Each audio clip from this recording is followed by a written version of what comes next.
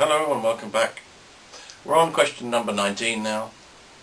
How long is it before people start feeling better after having had this test carried out? Well, generally speaking, it's about 2 or 3 weeks. Some people a bit sooner, and other people it can take a bit longer. As I said before, no two people are the same, the brain's different. But generally speaking, I guess a month or so, you can expect an incredible difference and become healthy. So that's pretty good. How often should we have this test done? Well, once is enough to get healthy. You can stay healthy for years and years and years. Or you can come back every year if you choose to. Some people do. Quite a few people do, actually. It's a bit like tuning a car up. You can have it done once a year and stay in peak condition, or you can wait until you've got a few problems and then have it fixed. It's no different. It depends on what you want to do, and if you can get to have it done once a year, it's a good idea, and for what it costs, it's the best money you'll ever spend.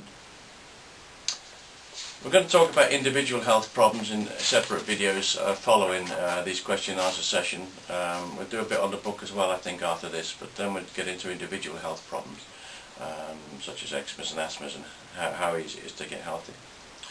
Okay, do you believe that the 40 or so everyday health problems that you deal with are always caused by food intolerance? Well, yes, they always have been, the ones I've dealt with anyway. Because when I treat for food intolerance, they get better. People go away and get better. So yeah, there may be things that happen in the body, and there probably are, that are not controlled by the brain, but most things are controlled by the brain, so if we can fix that, we can fix most problems. Is it the case that we often crave the foods that are bad for us? Some of you women will be smiling now with chocolate and stuff. Yeah, it happens. It's not always the case. I mean, drug addicts crave drugs. So, food's a drug. You can feel better when you have, I don't know, a piece of chocolate or a piece of chicken or tomato. People can often say to me, well, I actually enjoy that, I feel good on it. Yeah, but it doesn't mean it suits your brain. Drug addicts feel good when they take drugs. Just because you like the taste of something, it suits your tummy, a nice hot curry or whatever you like, it doesn't mean it suits your brain. And as I say, it's your brain that runs your body, not your taste buds or your stomach.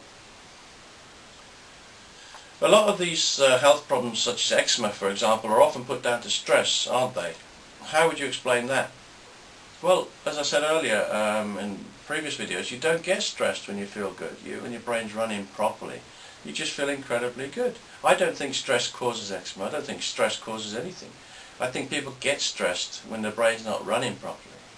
And that's a whole different way of looking at it. But as I say, fix the brain and you fix everything, including stress. You were saying before the show that you find a lot of problems with herbs. Surely herbs are healthy, aren't they? Are they? No. Nobody's checked it. Nobody knows what these things are doing to your brain. A herb is just another vegetable, and you've already heard me talking about vegetables. They may suit your brain, they may not suit your brain, but I do find a lot of problems with them. Heroin grows in the ground, and so does marijuana and stuff. These things are herbs too. Just because it's a herb, that wonderful healthy name, it doesn't mean it's good for you. You've got to check it.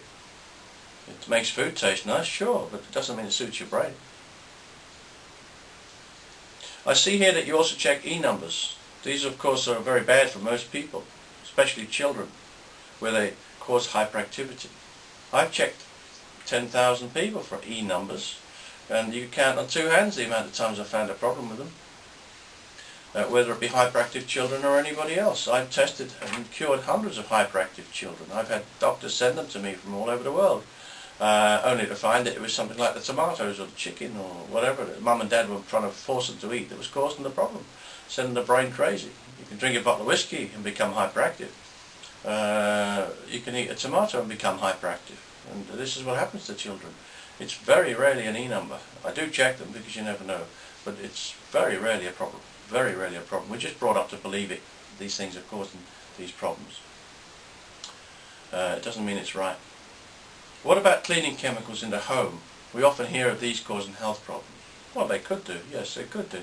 But I've never checked them. I've never had to check them to cure people. There may well be something, but I mean, how many products do we need to test? Check the major stuff, the everyday stuff, the foods we eat. And generally we'll find the answers there. If I have to look further, I do. And then when you read my book, you'll see many examples of that. But it's very rare that we have to look any further. So don't worry too much about those things. I mean, if you've got your hands in bleach or something every day, well, obviously you're going to be, you've got to be a bit careful. Most people will be sensible and put gloves on. But anything that gets into your body will affect your brain, so keep that at the back of your mind anyway. Could you do this scanning on babies? No. I've scanned a 2-year-old. I was very lucky. She was a very sensible 2-year-old and she enjoyed it. It didn't hurt her. But I do need the people to sit still for 15-20 minutes at least, and it's very hard to get a baby to do that. But what I do with babies is I give online advice. A baby's problems will be no different in many cases to an adult's, and I can give online advice to help to overcome that problem based on the information I've developed and the knowledge I've gained over the years in curing 10,000 people. So get in touch with me through my website, healthscan.co.uk. How would food intolerance testing help someone's immune system? Well, quite simply, the immune system is controlled by the brain. So fix the brain and it'll run your immune system better. It really isn't any more complicated than that. You'll find that you'll get bugs and things like most people do, coughs or colds will come at you from time to time, but you'll fight them better. You'll be in a better position, a stronger position. Your computer in your head is working better and it can deal with them in a far more competent manner. And they just bounce off you. As well as checking for intolerance to 108 foods, it's interesting that you also check levels of vitamins and minerals, dusts and feathers, cats and dogs, and hair and so on. I imagine that animals do cause lots of health problems, especially asthma. Well, I've cured an awful lot of people with asthma. I've tested for animals and dusts and feathers for everybody I've ever tested. I've always checked those things. Again, you count on one hand, probably not two. It's one hand the amount of people who've had intolerance to this stuff. Any dust going up your nose, any dust going into your lungs, anything from anything, an animal or anywhere else will cause aggravation to the sensitive nerve endings that are found in there. But those nerve endings are only sensitive because you've eaten a tomato or chicken or cucumber or whatever it is that your brain didn't want in the first place. So into that signal, into that computer in your head goes a wrong signal. And out come wrong signals down wires called nerves.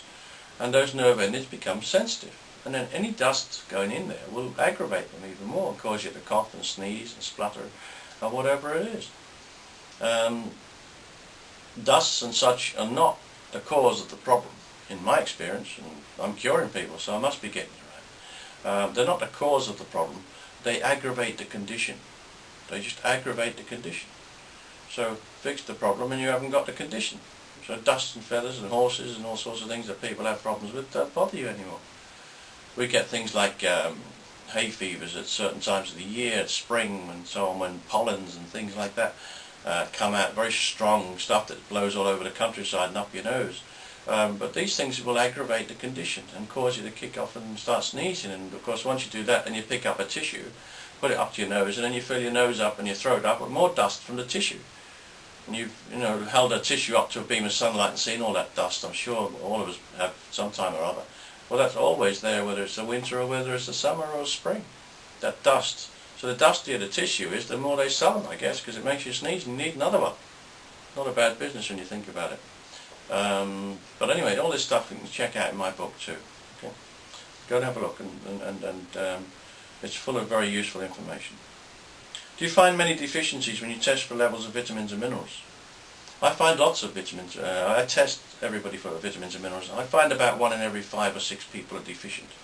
And these vitamins and minerals are the most important things in the body. It's like oil and water in a car. It's the same thing for the body. Vitamins and minerals are vitally important for bones and teeth and hair and all. But no doctors check them. It's ridiculous. Every doctor you've ever met should have checked these things. They're the most important things in the world as far as the body's concerned. And yet nobody even talks to you about them or checks them. There's something wrong somewhere. And as I say, about 1 in every 5 people I find are deficient in something to do with vitamins and minerals. Okay, I've got to go, run out of time. I'll talk to you on the next video. All the very best. Bye bye now.